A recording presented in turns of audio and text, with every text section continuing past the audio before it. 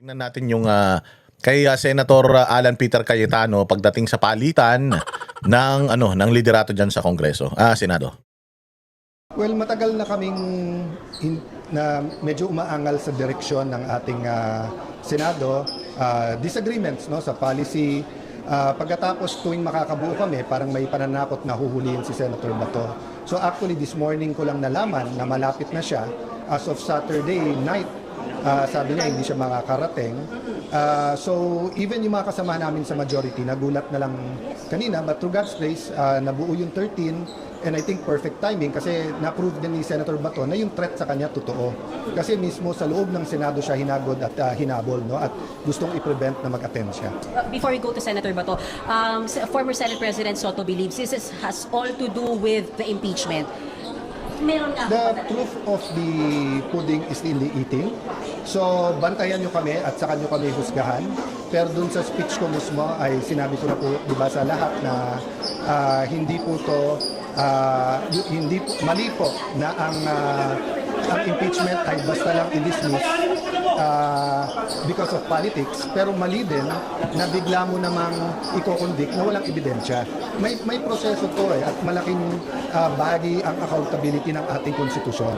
So I can say anything here, but in the end, bantayan niyo po ang magiging aksyon ng Senado, especially na today, gumalaw na po o ginampanan ng House ang kanilang tungkulin. Maraming nagtatanong kay Senate President Soto, sabi niya ang forthwith ay after may akit ng articles of impeachment, they're gonna convene the impeachment court kinabukasan. Yun din po ba ang forthwith sa inyo? Nilinaw niya sa akin ngayon na to convene, but yung trial ay hindi agad-agad dahil may mga administrative processes.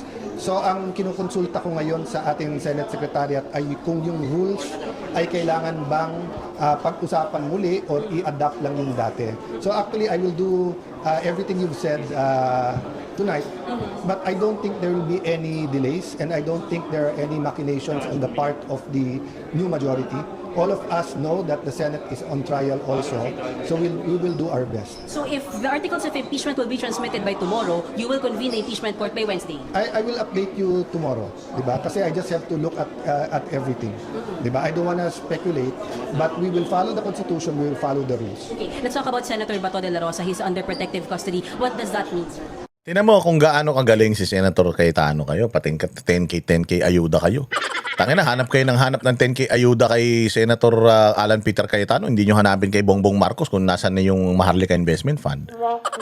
Nasaan na yung ginto na bininta. Nasaan na yung pera ng taong bayan? Dito 10K ayuda yung ipinangako sa inyo. Ang nag-decline naman si Bongbong Marcos. Hanap pa rin kayo ng hanap, mga ulol kayo. That means that paninindigan ng Senado, ang tradisyon ng Senado, na hindi mo basta pwedeng arrestuhin sa premises, and we will wait for a final warrant of arrest from the court.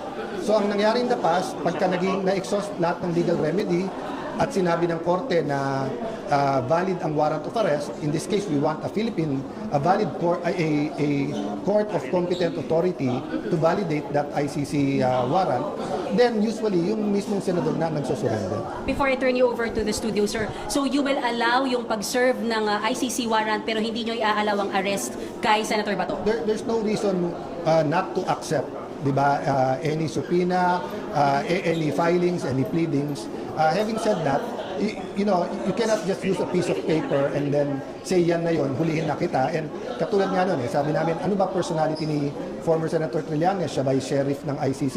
Siya ba'y coordinator na ng Interpol? You can't just show up here.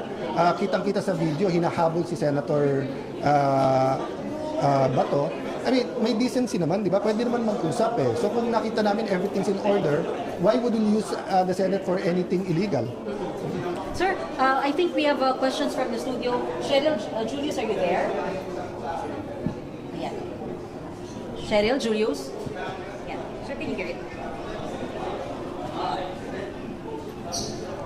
Hi Julius, medyo long day lang at no one expected it to start and end this way, no? Only to God's grace. It was really very difficult to get the majority, but we will have a caucus tomorrow.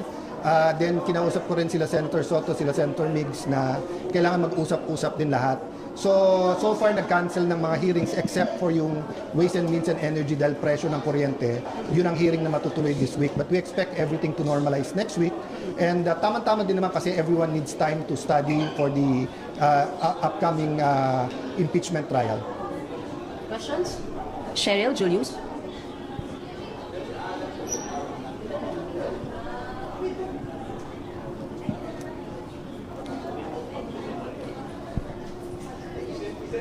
Anything is possible, but we all agreed that except for Senate President and Senate President pro tempore, pag-uusapan pa namin bukas. That's why even si Senator Joel, kasi actually, Julius, we were hoping 14 kami kanina 14 or 15. So, nung nagkabotohan, doon lang namin nalaman. So, doon pa lang namin titignan yung mga committees. But I'm extending the arm of cooperation and unity sa ibang mga miyembro. So, marami sa kanila katrabaho ko the last 4 years or for that matter, the last 20, 30 years. So, I'm hoping we can have a bigger majority. Kung hindi, mas maraming independent na tutulong din sa majority. May questions pa kayo? Cheryl po.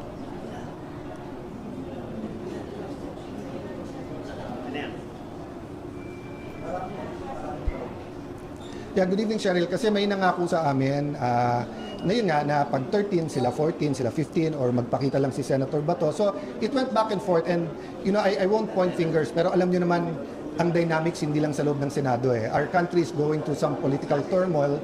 So, there's a lot from the private sector, from the executive, from relatives ng mga senador. There's so many factors. But what's important for me is may integrity ang Senado at independent. So, of course, ang 13 ay napakapayat na majority. That means I could be there for 1 day, I could be there for 2 years. So, if we can build a better coalition, a more balanced and numerous coalition, meaning kung pwede tayo umabot ng 15, 16, mas gusto natin yon. Having said that, so ngayon 13 to 9, we're still going to work with them and of course offer them committees. Last question daw tayo at mag-a-adjourn si SP ng kanyang session.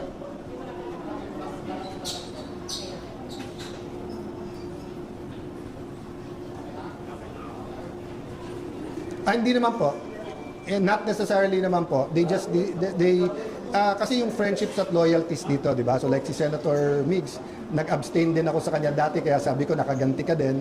Si Senator JB was part of the leadership ni Senator Soto, was part of the leadership of Senator Migs, so hindi naman basta para lumipat. So there's a lot of dynamics, but we're going to be torn apart by, di ba, the issues on the impeachment, issues on ICC.